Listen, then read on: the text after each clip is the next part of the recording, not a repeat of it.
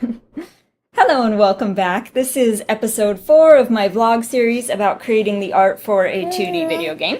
I have my daughter here in the studio with me, so say hello. She is not feeling very good. She's been teething, and so I just wanted to snuggle her. And so she's gonna join me today. This is real life, so at some point I'm sure you'll end up seeing my son too. Oh wow! Oh wow! Now he's not very ladylike at all.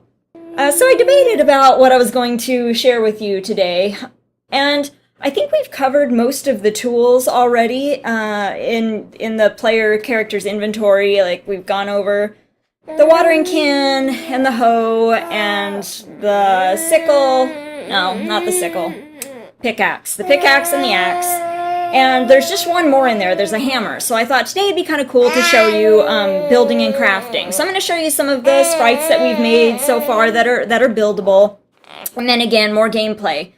So you can see actually how to build things. So I thought that would be kind of fun. So we'll do that today. And then, and then I will have one more video update tomorrow. And after that, of course, we'll go to more like a weekly schedule. Okay, here we go. You all know the drill by now. So this is just a montage of me drawing some of the assets that we've used in the building and crafting portion of this game. I have drawn a ton of stuff, and I mean like files and files and files of stuff that will eventually be incorporated into this game, but I just wanted to show you a select few things that are actually playable as of right now. So there's that hammer, which you have seen in my inventory, and that does work, and this chest here. If you've watched any of my videos this past week, you'll recognize this chest as a place to store things, but it's also a craftable item, so once one chest fills up, you can make more of them, and I will be showing you that here in just a minute.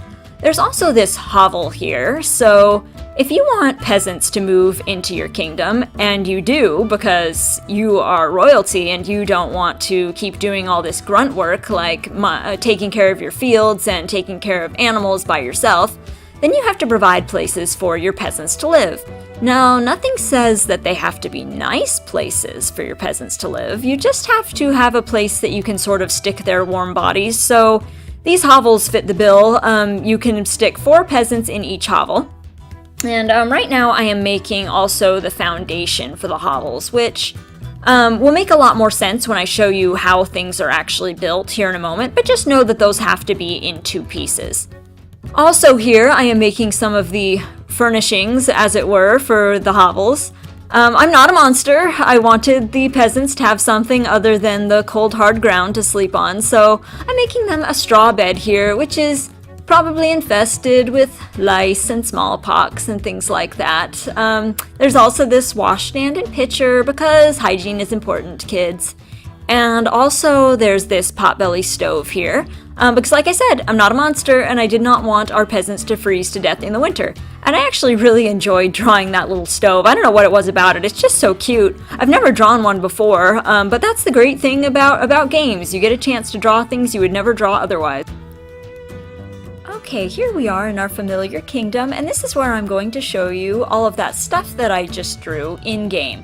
So I've got this nice cleared spot of land, and the first thing I'm going to show you is crafting. So I'm going to open up my menu, and there are just 2 things right now I can build. One of them is that hovel, and one of them is a wooden chest.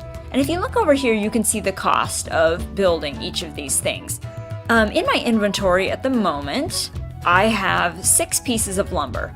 And in order to build a wooden chest, I need 5, so I should be able to build that without any problem. So I'm going to click on it, I'm going to put it right here, and there we go. Pretty straightforward and simple, but it is functional, so I can open it and I can put lumber in there. The other thing that I can build, of course, is that hovel, and at the moment, the cost of building a hovel is pretty low. It's just 1 piece of lumber and 1 stone here. Eventually that will change, obviously, because hovels should be at least somewhat more difficult to build than that. But right now, it's just set super low because it makes it so much easier to test if you don't have to cut down a whole forest every time you want to make sure the hovel is functioning. So let's go ahead and go and get a piece of lumber and a stone. And I should mention here, too, that stuff that you have gathered and have put in your chests also works. So even though I don't have, lumber in my inventory right now, because I have it in that chest, I could still use it. But here I'm just going to, just for the sake of, the visual, I'm going to go ahead and gather these things anyway. So here we go. All right, I've got one piece of lumber, I've got a stone, and let's build us a hovel. I'm going to put my hovel right there. That's a perfect spot. Okay, and unlike the chest, after I build this hovel, it doesn't just automatically appear. I've got to put in a little bit of elbow grease to get this thing off the ground. So that's where our hammer comes in. And basically, I've just got to beat on this thing until this little gray bar is filled. And it might take a while, so here we go. This is where sound would be kind of fun too. Just that tink, tink, tink, tink, I think would be kind of motivating in sort of a strange way. But this is also where having peasants really comes in handy, because having a few peasants beat on this thing would take less time than me just doing it by myself. But of course, right now I don't have anywhere for my peasants to live, so I don't have any. Right. Can you hear my mouse? Just click, click, click, click, click. Here we go. Clicking faster. I'm pretty sure she's gonna faint any second. 3, 2, 1. There she goes. Alright, back to work. Getting some serious blisters. I mean, she is. I'm not getting serious blisters from clicking on this mouse. That would be kind of sad.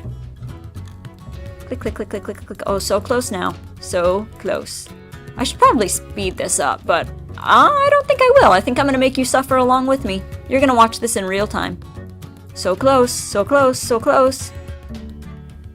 Ta-da! Oh, we have a hovel, and I just entered it on accident. Here we go. There it is, all complete and done. This beautiful little dwelling. It's, I think the funny thing is I make fun of these hovels, but it's honestly not that much smaller than my castle, and it's probably in better shape. So here we go. Let's go inside, and you already got a glimpse of this. But here are those beds that I made that are riddled with all kinds of mites and, disease-carrying rodents, probably. But there are 4 of them, so 4 peasants can move in here. And this little stove. And something else that I haven't shown you, because I guess I didn't get any footage of creating it. But I also made all of these pieces, the tiles that form floors and the walls for the interiors, as well as the exteriors too. So the grass and the dirt and things like that. I don't think I ever got any footage of that, but at some point I can show you just the completed files so you can see kind of how that works. But here we go, we have our hovel, and so all that's left now, of course, is to fill it with peasants. But that is actually going to wait until tomorrow. That should be a fun video. I will show you how I created the peasants as far as the artwork goes, and then my brother has been working really hard to actually make them functional so they can start working for you. But I will show you all of that tomorrow, so that'll give you motivation to come back if you're enjoying what you've seen so far. Okay, everybody, that's it for today. I hope you've enjoyed what you've seen so far and that you'll join me again tomorrow. Bye.